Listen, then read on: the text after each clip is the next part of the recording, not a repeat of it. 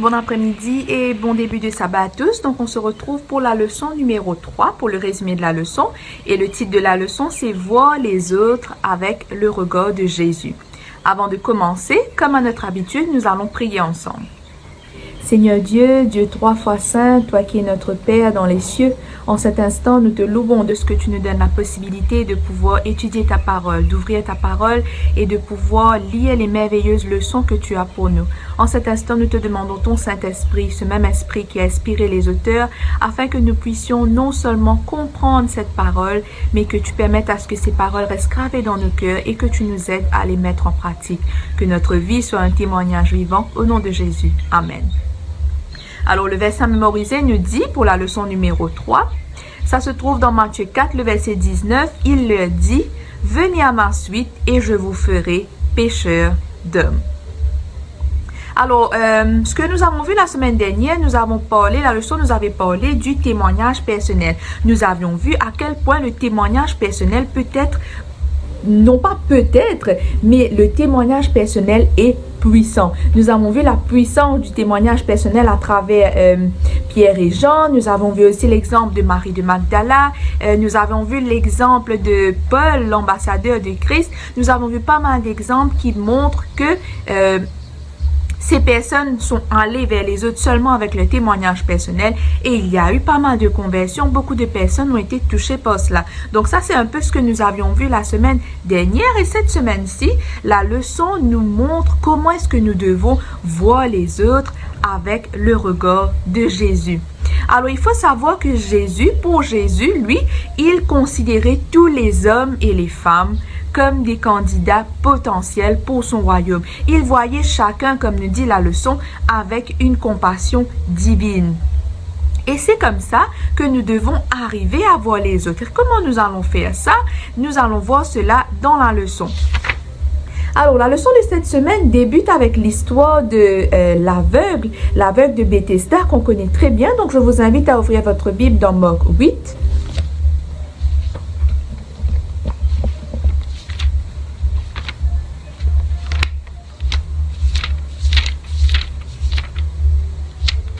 Alors, c'est une histoire qu'on connaît bien, comme je vous l'ai dit. On ne va pas s'attarder sur tous les versets. Nous allons voir le verset.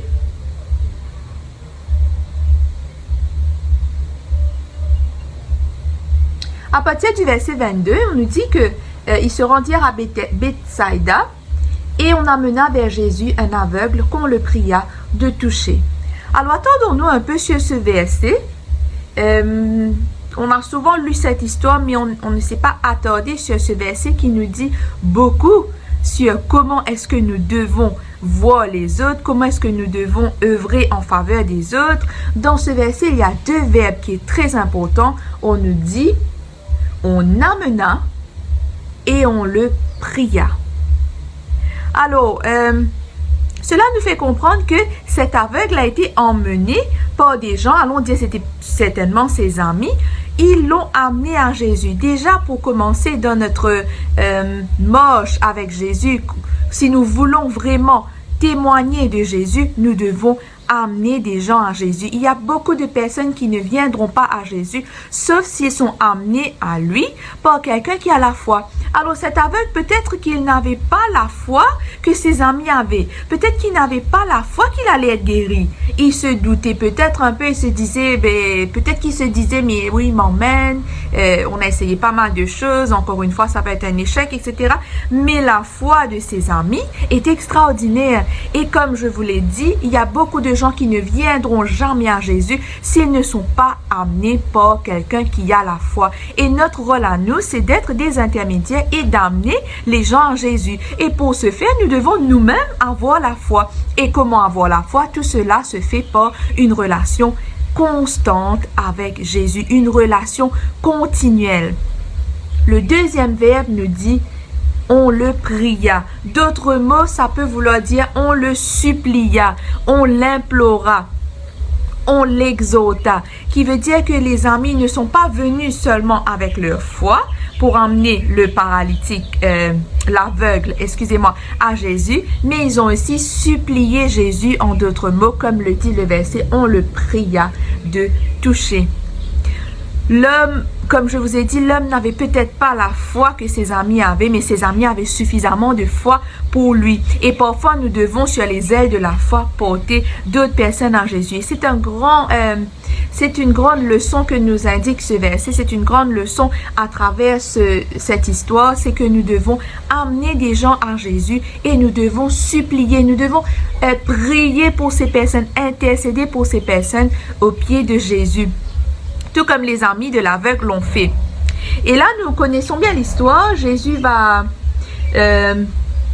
produire ce miracle en 2 étapes. Premièrement, il va lui mettre la salive sur ses yeux, il va lui imposer les mains, et il va lui demander d'ouvrir ses yeux et voir s'il voyait quelque chose. Et l'homme, qu'est-ce qu'il va dire au verset 24? J'aperçois les hommes, mais j'en vois comme des arbres et qui marchent. Et là, Jésus va mettre de nouveau les mains sur ses yeux, et quand l'aveugle va regarder fixement, il va être guéri, et c'est là qu'il va voir clairement. Alors, il est vrai que nous aussi, parfois, nous sommes comme cet aveugle. Parfois, non seulement nous manquons de foi, mais des fois aussi, nous ne voyons pas les autres comme nous sommes supposés les voir. Nous ne voyons pas les autres avec le regard de Jésus. C'est un peu comme cet homme qui disait que à la première étape du miracle de Jésus, il voyait comme des arbres qui marchaient, il ne voyait pas distinctement. Et c'est la même chose pour nous. Nous sommes voilés parce que nous ne voyons pas avec le regard de Jésus. Et qu'est-ce qui fait que parfois nous ne voyons pas avec le regard de Jésus, nous ne voyons pas les gens clairement? Alors, qu'est-ce que je veux dire quand je dis voir avec le regard de Jésus? C'est tout simplement ne pas voir ce que la personne est, mais ce que la personne peut devenir avec Jésus. Ne pas voir qu'est-ce que la personne est en train de faire maintenant, mais le considérer comme un candidat pour le ciel. Considérer chaque personne que nous voyons comme un candidat potentiel pour le ciel. Et qu'est-ce qui fait que parfois nous n'arrivons pas à voir les gens clairement? Comme je vous ai dit, nous sommes voilés, peut-être par le péché, peut-être par notre orgueil. Souvent, on se sent meilleur que les autres, donc on est meilleur que les autres, on ne fait pas attention aux autres. Comme j'avais dit aussi la dernière fois, souvent on est centré sur nous-mêmes, on est dans notre petit monde à nous, on voyage dans le bus avec nos écouteurs, on ne prend même pas le temps de regarder à gauche et à droite, on est seulement dans notre petit monde. Peut-être que quelqu'un voulait nous adresser la parole. Comment pourrais-je voir Comment pourrais-je voir des candidats potentiels pour le ciel si je suis dans mon propre monde à moi? Si je ne prends pas le temps de sourire avec mon prochain, si je ne prends pas le temps de parler avec la personne peut-être qui est à côté de moi, au travail, dans le bus, peu importe où je suis. Et souvent, nous sommes indifférents. C'est notre indifférence qui nous voile les yeux comme cet aveugle. C'est notre indifférence qui fait que nous ne voyons pas les occasions que Jésus met devant nous. Et parfois, nous sommes très insensibles. Nous sommes devenus insensibles avec tout ce que nous voyons chaque jour, tout ce que nous faisons, comme j'avais expliqué la dernière fois, à force de scroll et de passer sur beaucoup de choses, nous devenons des personnes insensibles et nous ne voyons pas les gens qui sont autour de nous, les gens qui ont besoin d'entendre parler de Jésus. Et il nous faut prier pour que Dieu enlève ce voile, pour que Dieu nous rende la vue spirituellement comme cet aveugle. Non pas physiquement comme l'aveugle, mais spirituellement, nous avons besoin de retrouver la vue. Et la leçon nous parle aussi de la femme samaritaine. Encore une fois, c'est une histoire qu'on connaît bien. Et comme vous le savez bien, les Juifs et les Samaritains ne s'entendaient pas. Donc la leçon nous parle un peu de cette guerre qui a existé à une époque et le fait que les Samaritains adoraient des idoles, les Juifs et les Samaritains, ils n'étaient pas en accord, ils étaient toujours en désaccord. Ils n'allaient même pas dans leur territoire, qui veut dire que les Samaritains ne venaient pas dans le territoire des Juifs et les Juifs n'allaient pas dans le territoire des Samaritains. Si toutefois ils devaient passer, il y a des fois où les Juifs devaient sortir de Jérusalem, passer par la Samarie pour aller dans un autre endroit, ils préféraient faire un plus grand détour plutôt que de passer dans la Samarie. Ça nous montre un peu l'état d'esprit qu'il y avait entre les Juifs et les Samaritains. Et là, Jésus, lui, qu'est-ce qu'il va faire? Ouvrons nos Bibles dans Jean 4, à partir du verset 3. Bon, le verset 3 nous dit: alors il quitta la Judée et retourna en Galilée. Comme il fallait qu'il passât par la Samarie, il arriva dans une ville de Samarie nommée Sichor, près du champ que Jacob avait donné à Joseph, son fils. Alors déjà là, nous voyons que Jésus, à savoir que ses disciples n'étaient pas avec lui en ce moment-là, ils étaient partis chercher de quoi manger parce que Jésus était fatigué, ils étaient tous fatigués. Jésus, lui, au lieu de faire le détour, il va passer par la Samarie. Il se dit, il a besoin d'aller en Galilée, donc il va passer par la Samarie. Et là, au verset 7, il nous dit, une femme de Samarie est venue puiser de l'eau. Jésus va lui dire, donne-moi à boire. Déjà là, c'était une chose que les Juifs ne faisaient jamais. Les Juifs n'adressaient pas la parole aux Samaritains et vice-versa, les Samaritains n'adressaient pas la parole aux Juifs. En plus de cela, un homme n'adressait pas la parole à une femme. Mais Jésus va lui dire, donne-moi à boire. Même la femme samaritaine va être étonnée, elle va lui dire, comment toi qui es juif, me demandes-tu à boire à moi qui suis une femme samaritaine? Et le verset 9 nous dit très bien, les juifs en effet n'ont pas de relation avec les samaritains, comme je vous l'ai expliqué. Mais Jésus savait que cette femme avait soif, allons dire, comme nous lisons, si vous avez l'occasion de lire Jean 4, le chapitre en entier, vous allez voir l'image que Jésus va utiliser. Jésus va lui dire, si tu savais quelle eau que je donne, moi, tu n'auras plus jamais soif. Donc Jésus savait que cette femme avait besoin de secours. Jésus savait que cette femme avait besoin d'entendre la parole. Pourquoi? Tout simplement parce que Jésus voyait un candidat potentiel pour le ciel en chaque personne. Il voyait tout le monde comme un candidat potentiel pour le ciel. Il ne choisissait pas à qui est-ce qu'il va adresser la parole, à qui est-ce qu'il va prêcher, à qui est-ce qu'il va partager ce qu'il connaissait, à qui est-ce qu'il va donner de l'espoir. Non, Jésus donnait la parole à tout le monde.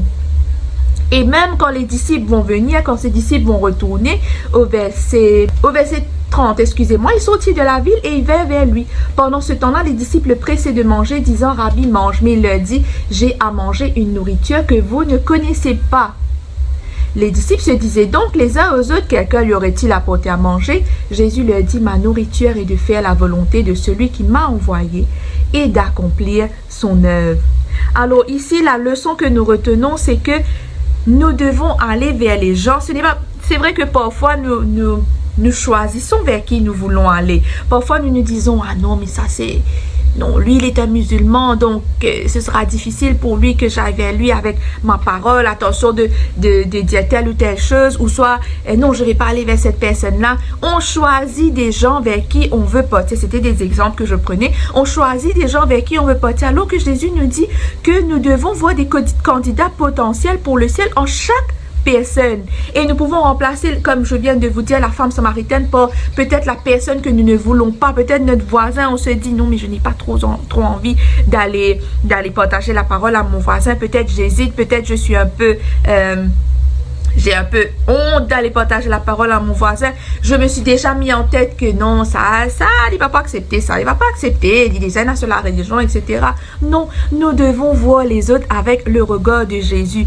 Et surtout, nous devons, comme la leçon nous a dit la semaine dernière, le témoignage personnel, nous devons aussi être un témoignage vivant. Qu'est-ce qui fait que parfois j'hésiterai, par exemple, à aller parler de Jésus à mon voisin? C'est peut-être que j'ai été un mauvais exemple moi-même. Peut-être qu'à la maison, dans ma maison, il y a des cris tous les jours et une dispute. Et maintenant, le fait que je me dis, je vais aller vers mon voisin, mais mon voisin peut dire, moi, mais qui ça bon Dieu qui te peut servir, qui tous les jours, me peut une discussion dans la case. Quand il y a un différent entre toi et ton mari, par exemple, entre les parents et leurs enfants, belle discussion levée. Et maintenant, tu viens me prêcher Jésus. C'est pour cela qu'il est important, non seulement que nous allions partager la parole, mais il est important que nous soyons nous-mêmes un témoignage vivant, nous et notre famille. La leçon nous dit, la sœur Ellen White le dit très bien dans The Signs of the Times, ceux qui ont l'esprit de Christ verront tous les hommes avec les yeux de la divine compassion. Et ce n'est pas quelque chose de difficile ce n'est pas quelque chose d'impossible à atteindre. Ce n'est pas parce que là, tout de suite, nous n'arrivons pas à voir les gens avec le regard de Jésus qu'on se dit, c'est fini pour nous, notre cœur est désespéré. Non, Jésus nous demande de prier. Il nous dit de prier et d'intercéder avec lui pour que nous puissions voir les autres comme lui, il voyait les autres. Et nous voyons plus loin quand on va arriver, quand Jésus ne sera plus sur terre, nous voyons à quoi aura servi le fait que Jésus soit allé vers la femme samaritaine. Alors, Nous revenons sur l'histoire de la femme samaritaine dans un moment. Lisons Acte 1, le verset 8. Nous avons vu ce verset au courant de la semaine dernière. Il nous est dit, c'est l'ordre que Dieu nous donne à tous, mais vous recevrez une puissance, le Saint-Esprit survenant sur vous, et vous serez mes témoins à Jérusalem, dans toute la Judée, dans la Samarie et jusqu'aux extrémités de la terre. Alors, c'est l'ordre que Jésus nous donne à tous. Et je vous avais dit la semaine dernière que pourquoi l'ordre a été prononcé de cette façon, c'est parce que Jésus a voulu leur faire comprendre, vous serez mes témoins à Jérusalem. À Jérusalem veut dire commencez là où vous êtes. À Jérusalem, c'était là où étaient les disciples, là où était Jésus. Donc, Jésus leur a donné en quelque sorte l'ordre des choses à Jérusalem. Ensuite, tu vas dans la Judée. Ensuite, en Samarie. Et jusqu'aux extrémités de la terre. Donc, commençons là où nous sommes. Jésus nous demande de voir les autres avec son regard, d'abord dans notre famille, d'abord chez notre voisin, d'abord chez les gens qui habitent peut-être dans notre entourage, ensuite les gens qui sont à l'église, ensuite les gens qui sont dans notre travail, ensuite nous pourrons aller vers les autres qui sont en dehors, ensuite nous pourrons, allons dire, expandre cela. Et les disciples, qu'est-ce qui s'était passé à l'époque quand Jésus était crucifié, quand Jésus était mort? Qu'est-ce qu'ils faisaient? Ils prêchaient beaucoup, oui, mais ils se limitaient à Jérusalem. Ils restaient à Jérusalem. Ils étaient satisfaits de leur travail. La Sœur Lanois nous dit dans Conquérant Pacifique, ils étaient satisfaits de leur travail. Donc, ils prêchaient à Jérusalem. Alors que Jésus leur avait dit clairement, vous serez mes témoins à Jérusalem. Quand vous êtes finis, vous êtes allés en Judée. Ensuite, en Samarie, je pense qu'ils ont vraiment, allons dire volontairement, zappé la partie où il est dit en Samarie, parce que, comme je vous ai dit, les Juifs et les Samaritains ne s'entendaient pas à l'époque. Et jusqu'aux extrémités de la terre, Jésus l'a bien dit. Mais eux, ils étaient restés à Jérusalem. Et c'est pour cela que Jésus va permettre la persécution d'Étienne, va permettre le premier martyr chrétien, va permettre qu'Étienne meure. Et quand Étienne va mourir, qu'est-ce qui va se passer? Les gens de Jérusalem, ils vont se disperser un peu partout pour éviter la persécution. Et en se dispersant dans chaque ville où ils allaient, en dehors de Jérusalem, ils prêchaient. Et c'est là que les disciples, les apôtres de Jésus vont vraiment comprendre la signification de « bougez-vous ». Vous avez déjà prêché à Jérusalem, maintenant sortez de Jérusalem. Et nous revenons sur l'histoire de la femme samaritaine. Que va-t-il se passer? Quand les apôtres vont aller en Samarie, ils vont y trouver refuge grâce à ce que Jésus avait fait, grâce au travail que Jésus avait commencé. Qu'est-ce qui s'est passé? C'est que quand Jésus était allé parler à la femme samaritaine, n'oublions pas ce que la femme samaritaine va faire. Cette femme samaritaine qui se cachait des autres, cette même femme va laisser sa cruche après que Jésus va lui parler. Elle va aller courir, elle va aller dire à tout le monde en Samarie, dans la ville où elle était, venez voir, quelqu'un m'a dit tout ce que j'ai fait. Et la Bible nous dit, les gens vont prier Jésus de rester encore avec eux pendant 2 jours. Et Jésus va rester 2 jours en Samarie. Et le fait que Jésus a déjà semé, allons dire, Jésus a déjà planté une graine en Samarie, le fait que les gens ont entendu Jésus, ils ont vu Jésus, ils ont été touchés par ce que Jésus a fait, ils vont accueillir les apôtres pendant ce moment de persécution qu'il y avait à Jérusalem. Ils vont accueillir les apôtres à bras ouverts et la moisson en quelque sorte va se faire. Il y aura beaucoup de convertis il y aura beaucoup de convertis en Samarie. Et ça, c'est juste extraordinaire. Imaginez-vous ce que Jésus a commencé. Comment il aurait pu savoir que ça aurait... comment les disciples, allons dire, auraient pu savoir? Jésus le savait, mais comment les disciples auraient pu savoir quelles répercussions que ça aura? Et dans le livre Conquérant Pacifique, au chapitre 11, il nous est dit, ceux qui s'y livrent avec sincérité, veut dire ceux qui se livrent à la tâche d'aller moissonner, d'aller prêcher, verront des âmes gagnées au Sauveur. Quand l'influence qui accompagne l'exécution de la mission divine est irrésistible. Comme je vous ai dit, c'est quelque chose qu'on ne peut pas contrôler. Du moment qu'on a jeté des graines dans la terre, on ne peut pas savoir où les plantes vont pousser, combien de plantes vont pousser, etc. C'est quelque chose que nous ne contrôlons pas. Et nous voyons l'acte que Jésus avait fait a servi aux disciples et a permis à ce que beaucoup de Samaritains par la suite, a permis à ce que la proclamation de l'évangile en Samarie, soit beaucoup plus facile.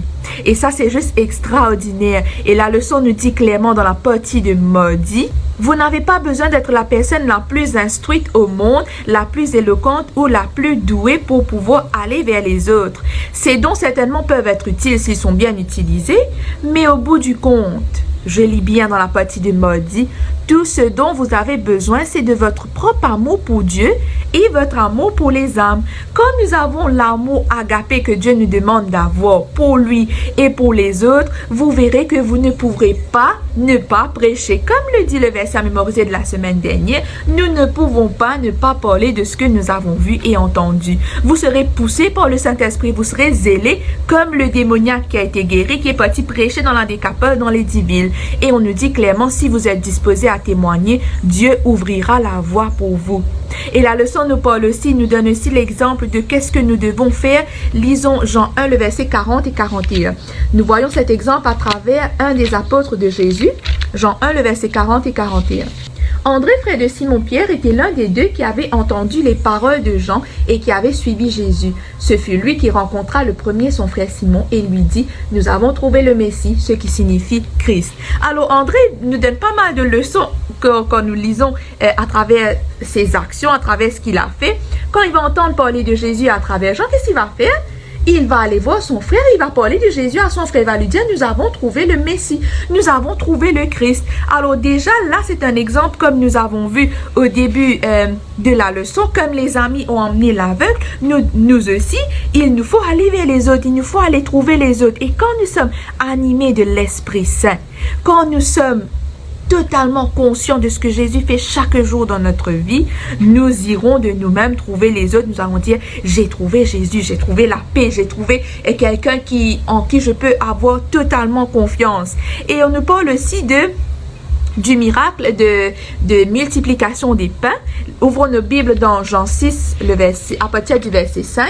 Alors, à partir du verset 8, alors, Jésus est en train de prêcher à une foule de personnes. Arrivé un moment, il se faisait tard, la foule avait faim et les disciples ne savaient pas comment est-ce que ils allaient pouvoir nourrir toutes ces personnes.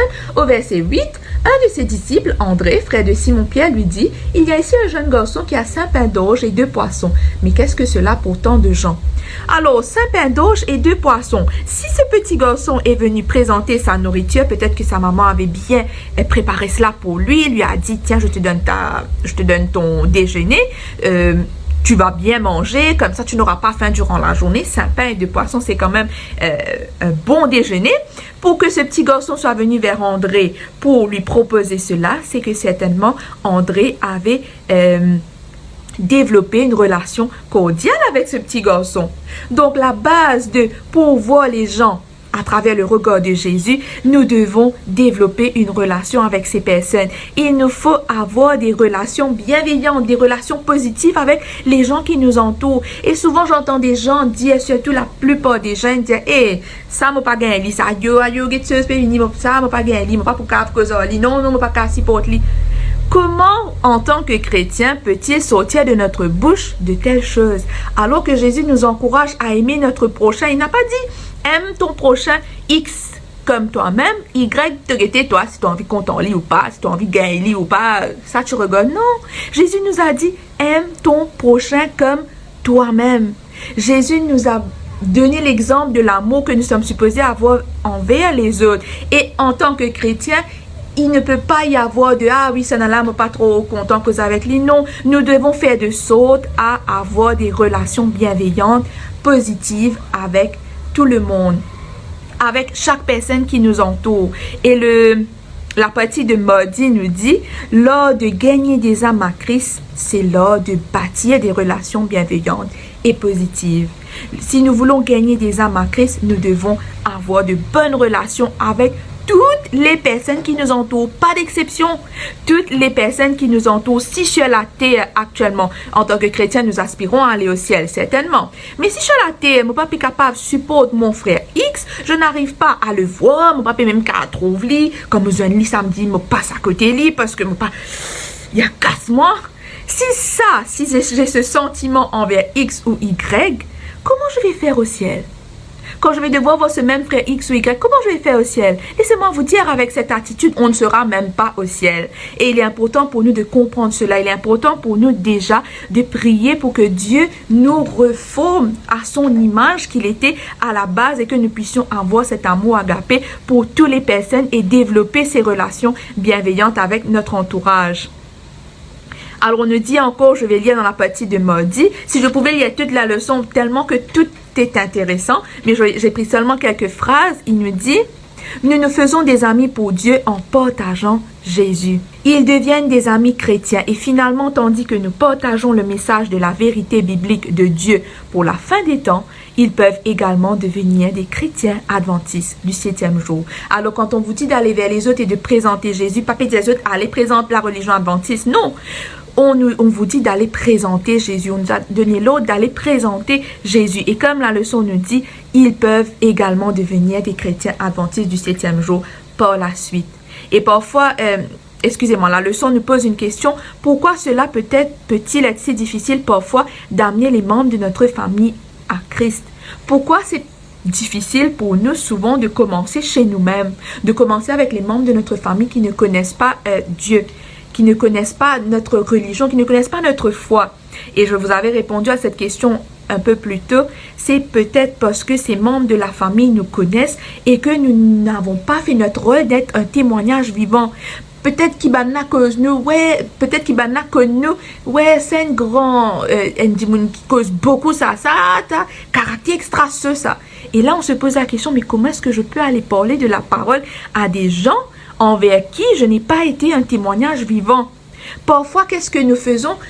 Quand nous sortons de l'église, nous retournons à la maison, quand nous déjeunons ensemble, peut-être que, je prends un exemple, mon papa n'est pas chrétien, il ne vient pas nécessairement à l'église, mais des fois, il est là les samedis après-midi, on déjeune ensemble. Maintenant, si par exemple, moi je viens et que je commence à dire, pas facile ça passe là, ce qu'il fouf, Marie sommeil ça, ou soit, tu ne trouvais qui X une fait dans l'église, qui X.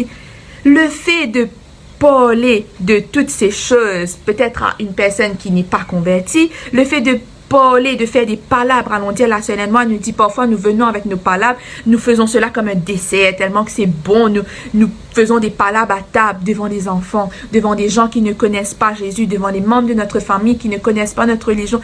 Mais certainement, ils auront une mauvaise image de notre religion et ça sera difficile pour nous de prêcher à ces mêmes personnes. Donc, il est important, il n'est jamais trop tard certainement, il est important de nous corriger. Il est important que nous soyons un témoignage vivant, que nous représentons Jésus, peu importe où nous sommes. Et la leçon nous parle aussi de comment est-ce que Jésus gérait les personnes difficiles. Il nous donne des exemples. Il nous parle du scribe dans Marc 12 que je ne vais pas lire parce que le résumé va devenir beaucoup trop long. Il nous parle du scribe dans Marc. Il nous parle du malfaiteur sur la croix. À qui Jésus va dire, dès aujourd'hui, je te préparerai une place dans le ciel. Partout où Jésus allait, il voyait des possibilités spirituelles. Sur la croix, pendant qu'il agonisait. Lisons ce verset. Luc 23. Je vais vous dire quel verset. Bon, le verset 42, un des malfaiteurs va dire à Jésus, souviens-toi de moi quand tu viendras dans ton règne. Et le verset 43, Jésus lui répondit, je te le dis en vérité, aujourd'hui, tu seras avec moi dans le paradis. Jésus est en train d'agoniser sur la croix et même là, il a vu une possibilité spirituelle. Il a vu en cet homme un converti. Il a vu que cet homme aspirait à devenir meilleur même dans son dernier souffle, allons dire. Il voyait des candidats potentiels pour le royaume de Dieu dans les circonstances les plus improbables. Et nous sommes appelés à faire de même. Et on nous dit aussi dans la leçon que Jésus reconnaissait la soif intérieure des cœurs les plus endurcis et il voyait du potentiel chez les plus infâmes pécheurs. Pour Jésus, personne n'est hors de portée de l'évangile. Parfois, il est vrai que nous sommes face à des personnes difficiles. Quand je dis difficile, c'est vraiment difficile. Des gens que tu vas dire un mot, ils vont même pas te laisser terminer la phrase. Peut-être des gens qui ont un caractère vraiment difficile à aborder. Il est difficile d'aborder ce genre de personnes. Mais Jésus nous a démontré à travers son ministère, à travers son histoire, que ce n'est pas parce que cette personne est une personne difficile à aborder que nous devons ne pas aller prêcher à cette personne, ne pas aller témoigner à cette personne. Jésus témoignait toujours, il était toujours là, même face aux scribes, même face aux pharisiens, aux gens qu'il appelait parfois les hypocrites. Jésus était là et il, allons dire, il savait comment deal avec ces personnes. Pour Jésus, personne n'était hors de portée de l'évangile. Et nous sommes appelés à suivre l'exemple de Jésus. Donc, pour nous aussi, personne ne doit être hors de portée de l'évangile. Et nous terminons sur l'histoire de Philippe, qu'on connaît bien encore une fois. Philippe qui va recevoir l'ordre d'aller vers l'Éthiopien. Il y avait un Éthiopien qui était dans son char, il travaillait pour la reine. Il était en train de lire un passage d'Ésaïe et il ne comprenait pas. L'ange va le parler, l'ange va dire à Philippe d'aller vers cet homme et de l'expliquer le sens de ses paroles. Voyons cela dans Acte 8, à partir du verset 26. Un ange du Seigneur s'adressant à Philippe lui dit, « Lève-toi et va du côté du midi sur le chemin qui descend de Jérusalem à Gaza, celui qui est désert. » Le verset 27, il se leva et partit. Déjà là, Philippe, nous voyons l'obéissance que Philippe a. Il se leva et partit. Il n'y a pas de je vais discuter, mais pourquoi je dois partir là-bas? Est-ce que je peux partir demain? Non, il se leva et partit. Il obéit promptement. Le verset 29. Quand il va voir, Philippe va se lever, va partir, il va voir l'Éthiopien comme je vous ai dit. Et là, le verset 29, l'Esprit dit à Philippe, avance et approche-toi de ce char. Le verset 30, Philippe accourut. Alors, je ne sais pas si pour vous ça vous a frappé, mais moi ça m'a beaucoup frappé. L'Esprit parle à Philippe et lui dit, avance vers ce char. Philippe accourut. Il courut, il galopait en quelque sorte. Qu'est-ce qui fait qu'il avait cette réaction face à l'appel de Dieu? C'est tout simplement ce zèle qu'il avait de témoigner. Il avait en lui l'Esprit de Dieu. Il avait en lui le zèle de témoigner, de partager la parole à d'autres. Et il va courir. C'est exactement la façon dont nous devons réagir face aux autres, à l'appel que nous avons reçu. Nous devons courir, aller témoigner. Commençons dans notre famille. Ensuite, il faut courir, aller vers les gens. Partout où nous avons des occasions, on saisit l'occasion de partager, de témoigner. Ça doit être notre réaction face à l'appel de Dieu. Et là, nous connaissons bien l'histoire. L'Éthiopien est en train de lire le passage d'Ésaïe 53. Et là, Philippe va lui demander, est-ce que tu comprends ce que tu lis? Là, l'Éthiopien va dire, comment puis-je comprendre si personne ne m'explique? Et c'est là que Philippe, le verset 35, alors Philippe, ouvrant la bouche et commençant par ce passage, lui annonça la bonne nouvelle de Jésus. Alors, Conquérant Pacifique, toujours le chapitre 11, nous dit, il ne discuta pas l'appel, pas plus qu'il n'hésita pour y obéir, car il avait appris à se conformer à la volonté de Dieu. Et comme je viens de lire au verset 35, alors que Philippe prêchait la parole à cet Éthiopien, qu'est-ce qui se passait dans le cœur de l'Éthiopien? Toujours dans Conquérant Pacifique, chapitre 11, il est dit, le cœur de l'Éthiopien palpitait d'intérêt en entendant l'explication des Saintes Écritures. Il avait un intérêt extraordinaire pour les Écritures. Il voulait comprendre. Il voulait saisir qu'est-ce qu'il était en train de lire. Et la chose que nous devons aussi garder en tête, c'est que pour arriver à répondre à l'appel de l'ange comme Philippe, il est important de connaître la Bible. Quand l'Esprit de Dieu va nous pousser à partager la parole à X ou Y, car avec des gens qui persistent que nous dans BIS, l'Esprit de Dieu va nous pousser à lui parler, mais qu'est-ce qu'on va lui dire si on n'étudie pas la Bible? Qu'est-ce qui va sortir dans notre bouche? Dans la Bible, il est dit dans Marc 13, je pense le verset 11, il est dit, l'Esprit Saint va nous rappeler ce que nous avons appris quand il s'agira d'aller devant les tribunaux, d'aller témoigner, etc. Mais qu'est-ce que l'Esprit pourra nous rappeler si nous n'étudions pas? N'étudions pas. C'est pour cela qu'il est important de passer du temps, comme nous avons vu le trimestre dernier. Il est important de lire ce livre. Ce livre contient une puissance extraordinaire. Il est important de connaître la Bible. Il est important de passer du temps à étudier la Bible. Si Philippe n'avait pas passé du temps à étudier, si Philippe ne connaissait pas la parole, il n'aurait pas pu prêcher à cet Éthiopien. Et toujours dans le chapitre 11 de Conquérant Pacifique, la sœur Ellen White nous dit, écoutez bien, cet Éthiopien représente le groupe important de ceux qui ont besoin d'être instruits par des missionnaires tels que Philippe. Missionnaires qui entendront la voix de Dieu et iront là où Dieu les enverra. Bien des personnes lisent les Saintes Écritures sans en comprendre le véritable sens, tout comme l'Éthiopien. Dans le monde entier, des hommes et des femmes tournent vers le ciel des regards angoissés. Avec prière et avec l'homme, ils réclament la lumière, la grâce de l'Esprit. Beaucoup sont sur le seuil du royaume des cieux, attendant seulement l'invitation d'y entrer. Alors c'est triste quand on lit cela parce qu'il est vrai que dans le monde, il y a beaucoup de personnes qui peut-être se tournent et commencent à prier. Ils ne savent pas qu'est-ce qu'ils sont en train de prier. Ils cherchent la vérité. Et Dieu nous a dit qu'il veut que nous participions à son œuvre. Donc, il est important pour nous que nous allons partager la vérité à ces personnes. Comme le dit la sœur Moine, il y a des hommes et des femmes qui tournent vers le ciel des regards angoissés, comme l'eunuque, l'Éthiopien. Il ne savait pas ce qu'il était en train de lire, mais il voulait comprendre. Il sentait le besoin de lire. Il était en train de lire, mais il ne comprenait pas. Et il est de notre devoir, comme Philippe, d'être des missionnaires, d'aller vers les gens dans le monde pour leur expliquer ce qu'ils ne connaissent pas et leur faire découvrir un Dieu qu'ils ne connaissent peut-être pas. La leçon de jeudi nous dit, aujourd'hui les anges conduiront aussi les pas des serviteurs de Dieu. Le Saint-Esprit sanctifiera leurs paroles, purifiera et ennoblira leur cœur. Je continue toujours dans la partie de jeudi. L'ange envoyé à Philippe aurait pu accomplir lui-même l'œuvre du Christ chez l'Éthiopien. Mais ce n'est pas ainsi que Dieu procède. Sa volonté est que les hommes collaborent au salut de leurs semblables. Alors, il nous faut demander à Dieu, demander au Seigneur, après avoir lu ces leçons, après avoir reçu après avoir lu l'école du sabbat. Il n'est pas question seulement de lire, de comprendre, d'expliquer samedi matin devant la classe, bien content. Le plus important, c'est de les mettre en pratique. Je ne sais pas si vous remarquez, les leçons se répètent souvent. C'est parce que nous sommes des têtus. Nous sommes un peu comme le peuple d'Israël. Nous oublions trop souvent. Nous ne mettons pas en pratique. Alors, il nous faut demander au Seigneur de nous rendre sensibles au ministère du Saint-Esprit. Il nous faut prier pour que Dieu nous donne...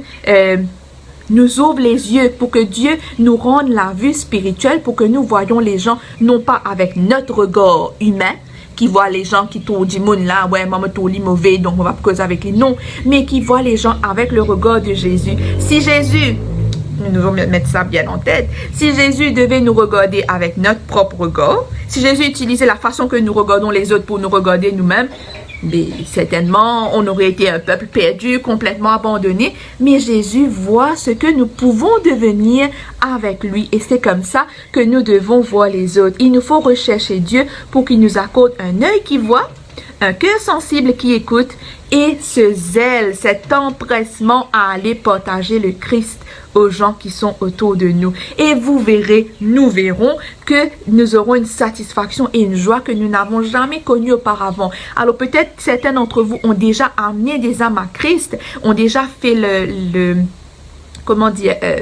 la première partie de amener des âmes à Christ. Certainement, c'est Dieu qui convertit les gens. Mais nous, vous avez peut-être fait l'effort d'amener des âmes à Christ. Et quand vous voyez cette personne rentrer dans les eaux du baptême, quand vous voyez cette personne parler avec la bouche pleine de Jésus, je suis sûre que vous savez de quelle joie est-ce que je suis en train de parler. C'est une joie, une satisfaction que vous ne trouverez nulle part ailleurs.